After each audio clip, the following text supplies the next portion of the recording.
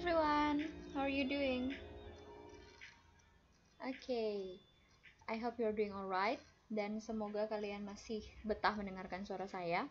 I will try to speak quicker or faster.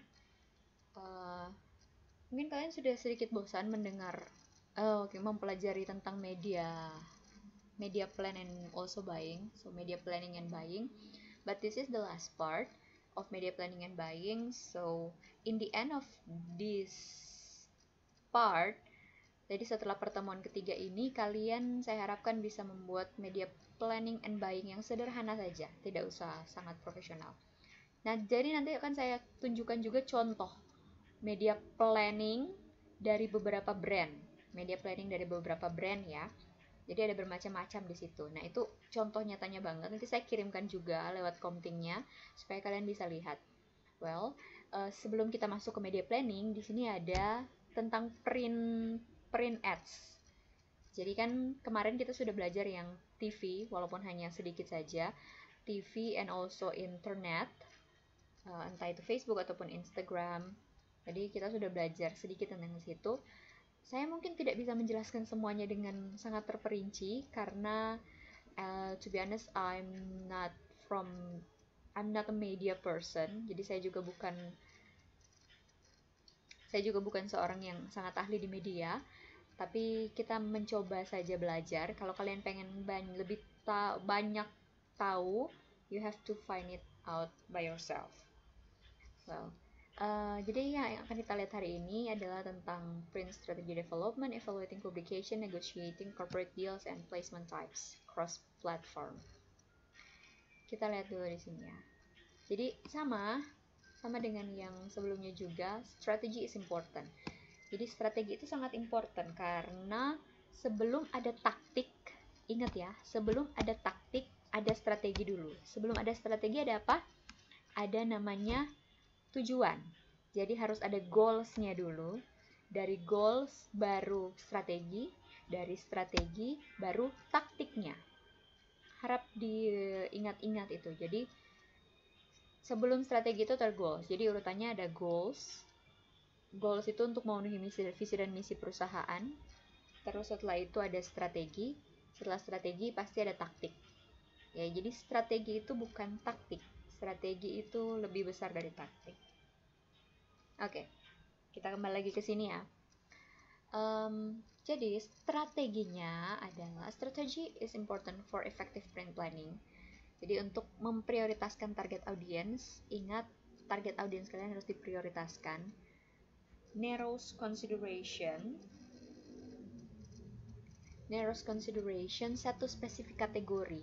Jadi ketika kalian pengen bikin sebuah advertisement printing, entah itu printing ataupun apa sebenarnya yang kayak TV kemarin, yang karena sekarang kita fokus ke printing, you have to narrow your audience. Spesifik sekali kategorinya. Guides the evaluation of print properties. Okay, print strategy framework. Jadi untuk kamu harus punya ini, overall communication strategy. Di situ sama kayak yang sempat saya bahas di client brief ataupun creative brief yang kemarin ya. Kamu harus menentukan tone of the brand. Tone dari brandnya apa? Campaign message-nya apa? Ingat, pesannya apa? Campaign objektifnya apa? Terus kamu juga harus mengetahui audience mindset, lifestyle, terus print consumption-nya dari si audience itu seperti apa? Apakah audiens itu banyak mengkonsumsi majalah kah, atau mungkin koran, atau mungkin print yang lain. Terus ada editorial environment sama print category types. Jadi dalam print strategy harus mempertimbangkan editorial environment sama print category and types. Apa sih itu? Kita lihat ya. Jadi certain campaign elements must already be in place. Yang tadi ya ini, tone of the brand, campaign message must already be in place. Jadi ini emang udah harus ada. bahkan dari awal sebelum kamu memikirkan soal bikin iklannya, ini memang udah harus ada ya. Objektifnya apa? Masih ingat kan objektif itu yang pertama sekali kita bahas, masih di pertemuan pertama. Oke, campaign elementnya, brand tone-nya, usahakan kalau misalnya menentukan brand tone-nya itu konsisten, typically remain consistent from campaign to campaign. Terus message-nya juga consistent from prior campaigns and evolution of a past message or a brand new effort. Jadi brand tone-nya itu usahakan kalau misalnya pakai yang lucu terus ya itu. Kalau message-nya kan dia bisa saja berubah. Jadi mungkin untuk yang tahun ini message-nya adalah seperti ini.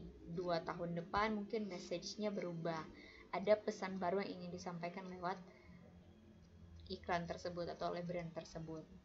Terus objektifnya juga berubah, berbeda-beda. Ingat kan, tujuan dari iklan itu berbeda-beda. Apakah untuk build awareness saja, apakah untuk drive sales, drive promotion, atau tujuan-tujuan lainnya yang sudah kalian pelajari. Oke, next. Choose print environments. Jadi pilihlah print environments that match or amplify the brand tone. Jadi cocok sama brand tone-nya kamu. Kalau misalnya brand tone-nya kamu fun, ya choose lah print environment yang juga ringan, fun, yang lebih berbicara kepada sesuatu yang nggak berat, kayak gitu, nggak serius lah. Terus relevant to and synergistic with the brand message. Ya harus sinergis sama pesan dari iklannya. Terus will help to accomplish the campaign objective. Pilihlah environment atau mungkin medianya maksudnya pilih bulletin ini, majalah ini atau majalah ini yang bisa membantu kamu mencapai objektif atau tujuan kamu. Oke, kita lanjut ke sini. Understanding of the audience is essential to developing a print strategy. Jadi, sangat penting untuk bisa memahami audiens kita. Karena dari sini, kalau kita bisa memahami mindsetnya audiens dan lifestyle-nya audiens, kita bisa merencanakan communication strategi yang tepat. Jadi, sekali lagi, tidak hanya untuk print strategi saja atau untuk print media, tapi juga untuk yang lain. Tapi karena kita khusus membahas print, oke, jadi di sini print strategi. Terus lifestyle-nya juga, dan karena kita bisa tahu consumption-nya itu seperti apa. Mereka mengkonsumsi koran kah? Jadi target audiens kita siapa? Apakah mereka banyak membaca koran atau majalah atau apa? Jadi itu harus kita pahami supaya tepat bagaimana kita menyusun strategi print kita. Untuk research audience bisa pakai ini. Ya, qualitative research ataupun ini syndicated research, MRI, Siemens. But since you only will make yang sederhana saja untuk print media, yang untuk media plan-nya, so I don't think you will need this. Mungkin cari di internet saja sudah cukup. Saya tidak akan membuat kalian untuk pergi melakukan research sementara di corona ini. Okay, so don't worry. Nah, audience karakteristik pasti kalian juga sudah pelajari di bagian pas dulu pernah belajar soal segmenting, targeting, and positioning (STP). Tapi sekali lagi kita lihat di sini, mindset, lifestyle, interest. Kalian harus bisa mengetahui atau mencari tahu tentang mindsetnya audience, lifestyle-nya gimana, interest-nya di bagian apa. Jadi sangat penting dalam mendevelop communication strategy. Some audience segments will be most receptive to the brand message in print environment. Mungkin itu adalah orang-orang seperti ini yang eksekutif atau profesional muda seperti itu, yang tidak mungkin ya tidak banyak bermain di Instagram atau Facebook. yang mereka lebih suka membaca majalah-majalah bisnis. Nah, gitu. Terus audience print consumption, what, where, when, and why. What they read, be where the audience is. Maksudnya apa ya, mereka tuh baca apa? Apakah majalah bisnis, travel magazine, atau mungkin finance magazine, atau mungkin otomotif? Nah, tergantung kan, tergantung produk kamu, tergantung juga sama ya di majalah apa itu. Terus, where they read affect their state of mind and perception of the message. Work, home, traveling. When will they be most likely to respond to call to action? Pada saat seperti apa gitu ya? Pada saat seperti apa mereka akan tertarik untuk langsung menghubungi nomor itu, atau untuk langsung mencari web itu misalnya, atau mencari produk kamu misalnya. Kapan kira-kira? Apakah pada saat malam, pada saat pagi, pada saat mereka lagi liburan, pada saat mereka lagi di rumah sama keluarga, lagi makan malam, atau lagi di tempat kerja mungkin, ya. And why do they read? Jadi seek information kah, entertainment? Kalau mungkin kita baca majalah traveling kan bisa saja itu tujuannya untuk mencari informasi. Gimana sih tempat traveling yang keren saat ini? Terus ada juga mungkin untuk emotional support. Jadi you have to understand your audience, of course. Ya, these factors determine the editorial environments. Jadi print strateginya itu ada yang tadi ya, yang Kak Agus sudah editorial environment-nya, terus print types-nya. Editorial environment-nya seperti apa sih? Nah ini, print categories. Jadi look for print categories that have high audience composition. High audience composition. Berapa persen dari readers who fall into the target? And or wide audience coverage. Berapa persen dari target tersebut who reads a print category.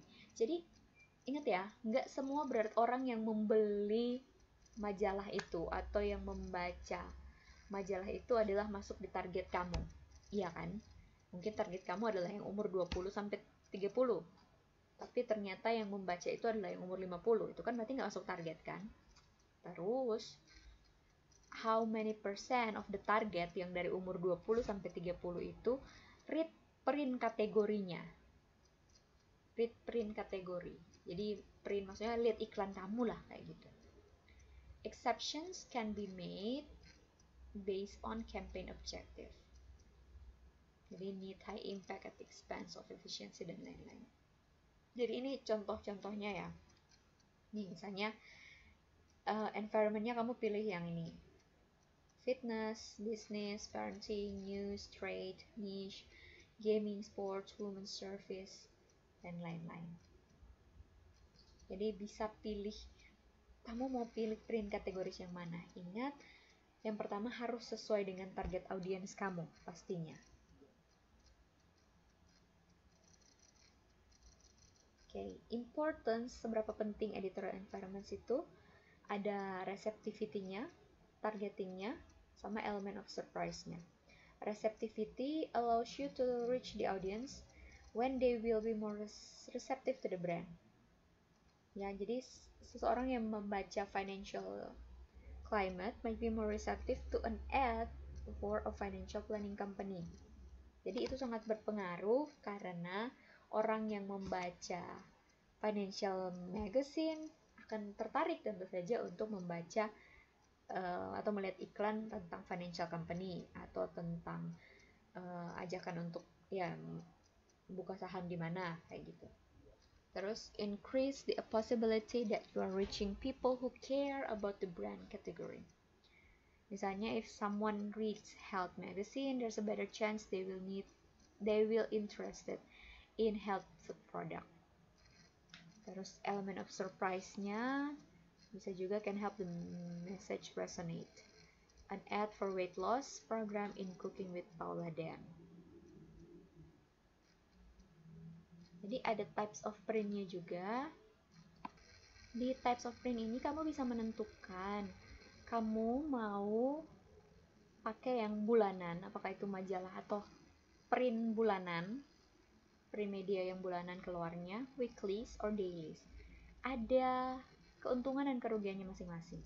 Jadi kalau yang bulanan ini ya dia lebih lama tentu saja akan ada di shelf atau di toko buku atau mungkin di meja kamu. Jadi kept longer by reader, easier to align with planned content. Ya, tapi ini mungkin kurangnya kalau misalnya ada sesuatu yang salah atau apa gitu, kamu nggak bisa cepat merubahnya. Ya iya, karena kan dia printnya udah sebulan aja keluarnya, ya kan? Jadi if there something went wrong, you cannot easily change or make pemberitahuan tentang perubahan atau apa, karena dia terbitnya ya setiap sebulan sekali mungkin atau 2 bulan sekali dan lain-lain. Oke. Sedangkan kalau weekly, shorter lead time to be in an issue, more current content, fewer pages can mean less clutter. Ini dia mungkin isinya lebih sedikit ya. Kalau fewer pages, maksudnya fewer pages di situ isi dari majalah itu lebih sedikit dibandingkan dengan yang per bulan, for example. Jadi less clutter, maksudnya kamu tidak akan dapat terlalu banyak saingan di situ, less clutter. Terus kalau dailies ya, dailies berarti kan sehari-hari, very short lead time.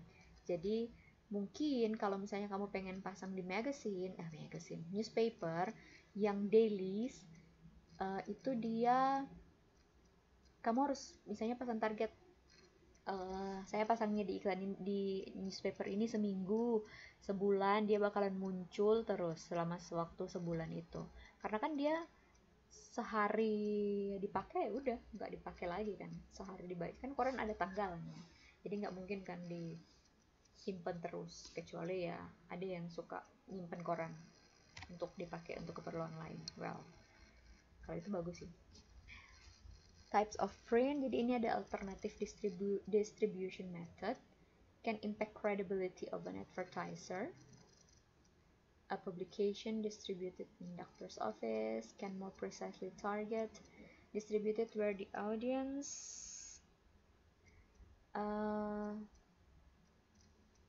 at a festival, restaurant, or an airline. Jadi ini kayak kalau misalnya kalian kalau naik pesawat terus ada majalah Lion, majalah Wings. Kalau di Garuda saya nggak pernah lihat sih. Apa karena saya jarang naik Garuda mungkin? Oke. Jadi itu dia ya kayak gitu, misalnya kamu lagi di pesawat, jadi tergantung tempat distribusinya. Mungkin kita tidak akan bisa menemukan majalah Lion itu di toko buku, di Gramedia, karena dia distribusinya cuma di situ aja. Jadi precisely targeted untuk yang orang yang melakukan perjalanan, berarti kan. Saya lihat di majalah Lion itu, Lion Maps, ada banyak sekali iklan. Ada yang memang berhubungan sekali dengan soal traveling atau tentang wisata. Ada juga yang nggak berhubungan, mungkin seperti iklan-iklan editorial advertisement yang isinya tentang alat-alat elektronik yang terbaru kayak gitu. Itu mungkin tidak terlalu berhubungan, tapi kamu bisa menjangkau audiens yang cukup banyak di situ, karena kan ada ratusan orang kan sekali penerbangan, ya kan? Ratusan orang sekali penerbangan, dan some of them may be interested in reading your article or your advertisement about the product. Saya terlalu banyak berkata-kata. Oke. Intinya, strategy determines which publication are within the consideration set. Budget determines how many of those publications make the plan.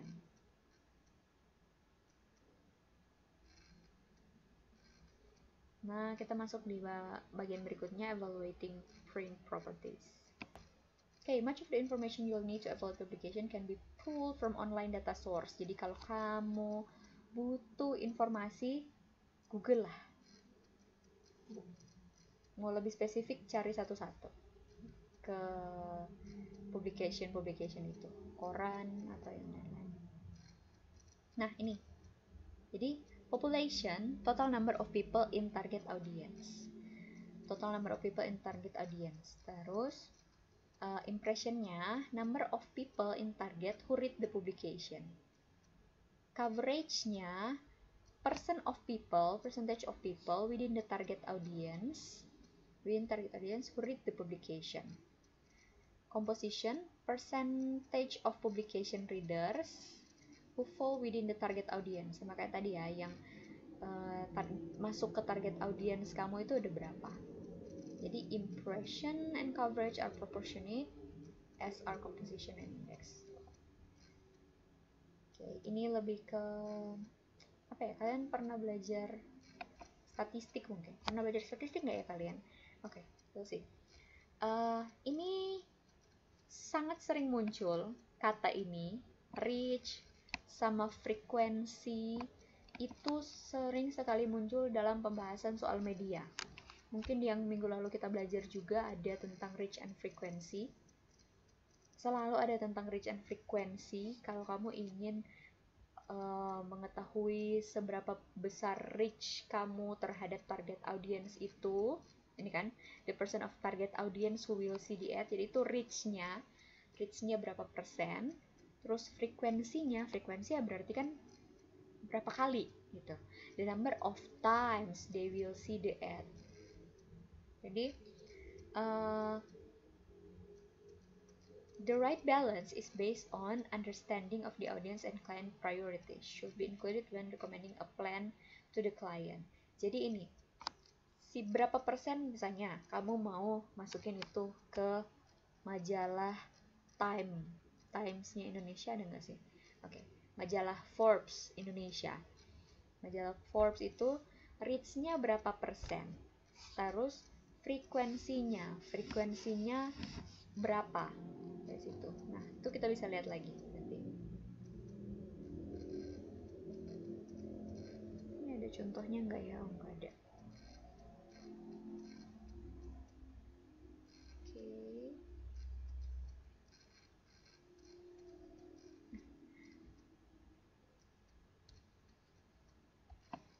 Oke, jadi di sini ada istilah-istilah yang mungkin kalian bisa pelajari.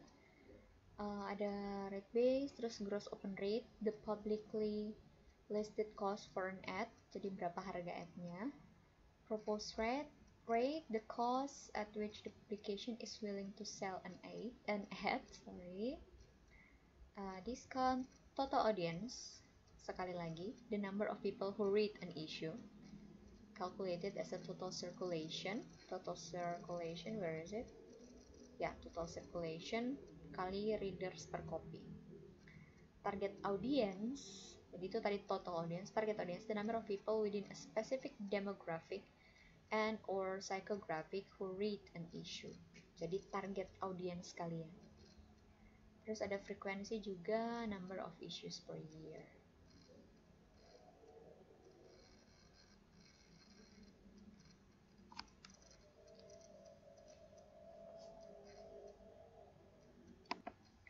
Di sini ada efficiency is reaching the most people with the least amount of money. Jadi itu maksudnya efisiensi dalam hal periklanan di bagian print media ini ya. Efficiency is reaching the most people with the least amount of money. Jadi untuk menghitungnya itu, kamu bisa cari contoh perhitungannya atau rumusnya di internet. Ada rate based CPM, audience CPM, sama effective CPM. Jadi measure the cost of an insertion against publication guaranteed circulation per issue dan sebagainya. Kalau saya mau jelaskan di sini hanya kayak membacanya aja. So you can find this out on the internet. Nah, kita masuk ke bagian selanjutnya, yaitu positioning. Positioning di sini maksudnya benar-benar adalah sebuah posisi ya. Maksudnya benar-benar sebuah posisi di mana di halaman berapa, di sebelah mana kamu menempatkan iklan kamu itu. Jadi ada di sini masthead, di opposite list of publishers and editorial board. Itu kayaknya di bagian halaman kedua, masih bagian cover yang tebal itu. Di halaman situ kan di sebelahnya pasti ada tulisan editorial boardnya siapa, daftar isinya apa itu kan. Ya, itu posisi yang iklan di sini. Terus opener, opposite the beginning of an article, far forward within first 33% of the issue. Terus TOC, opposite of table of contents. Nah, jadi di sebelahnya, di opposite-nya, di berlawanannya dari table of contents. Terus cover 4 kok dari cover 4 ya, cover 4 back cover, cover 2 itu inside front cover, cover 3 itu inside back cover. Editorial adjacency next to the content that is relevant with the brand. Itu positioning yang bisa kamu pilih. Bonus pages, a great way to bring down the effective CPM.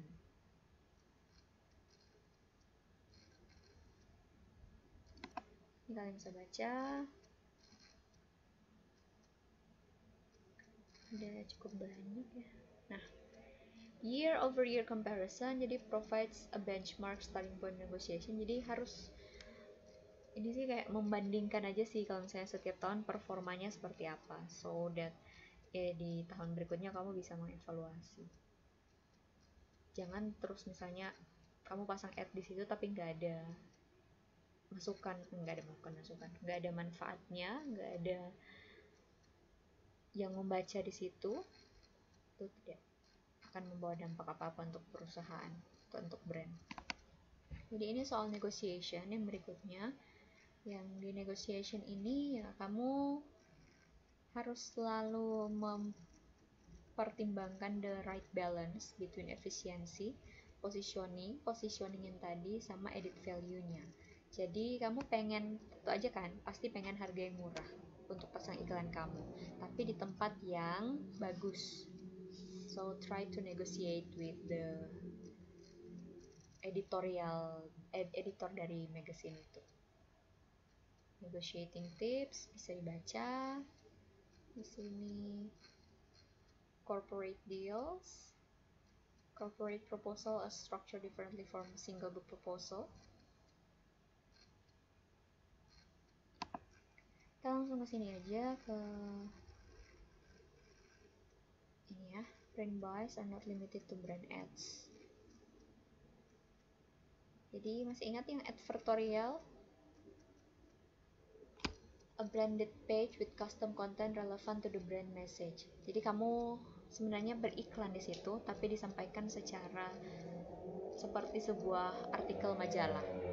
Jadi itu beyond dari sebuah iklan yang biasa saja, tapi emang dibahas secara mendetail di situ, sehingga audiens akan lebih tertarik untuk membacanya karena itu tidak terlihat seperti sebuah iklan, tapi seperti sebuah artikel. Advertorial.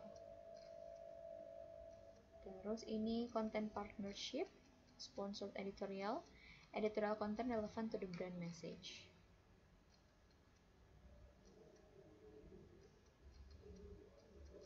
Kalau yang ini beyond the brand ad, jadi dibikin kayak misalnya ini ya, ini sebuah bagian, ini majalah, tapi di sini ada kayak lebih kayak poster gitulah, poster lebih gitu kan. Nah, jadi dapat poster di suatu majalah itu. Terus ini juga ada kayak stiker-stiker. Jadi kamu mau mengiklankan produk kamu dengan cara yang kreatif di sini di print media ini.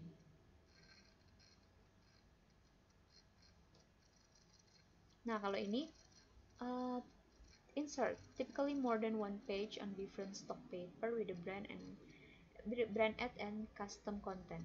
Jadi ini kayak ditambahin gitu aja, kamu nggak nggak ngeprint sekalian di dalam itu ya, jadi dia terpisah. Dia nggak ngeprint sekalian di dalam majalah yang ukurannya yang besar ini, tapi ditambahin sendiri gitu tentang pembahasan khusus tentang brand itu. Terus ada ini custom programs, leveraging cross platform. Nah, banyak media kan sekarang nggak hanya yang print media aja ya. It can be smart to leverage media partners multiple outlets. Jadi kalau media partner kamu seperti Times itu mungkin ada media partner yang lain, ada outlets yang lain, maksudnya bukan media partner tapi outlets yang lain seperti misalnya TV atau apa. Bagus juga kalau misalnya kamu bisa nyambungin ke situ iklan kamu. Jadi cross platform boys. Many media companies own television. Kayak misalnya Gramedia. Gramedia kan ada toko buku Gramedia. Ada juga Kompas Gramedia. Majalah koran Kompas gitu. Terus apalagi? Mungkin ada majalahnya nggak sih? Ya. Ada TV-nya juga. So, itu kan cross platform. Jadi kamu bisa mengiklankan secara apa ya? Bersama-sama ke beberapa platform yang berbeda tersebut. Opportunity to develop an extensive custom program. Benefits of cross-platform buys, leverage negotiation, and greater impact. Karena mereka melihat bisa di websitenya ada, di TV-nya ada, di majalahnya ada, di korannya juga ada. Jadi bisa lihat hal yang sama. Oke. Jadi ini yang bagian pertama. Sudah 30 menit, cukup panjang, jadi silakan menikmati. And so silakan komen di bawah. Apa yang sudah kalian pelajari dari sini.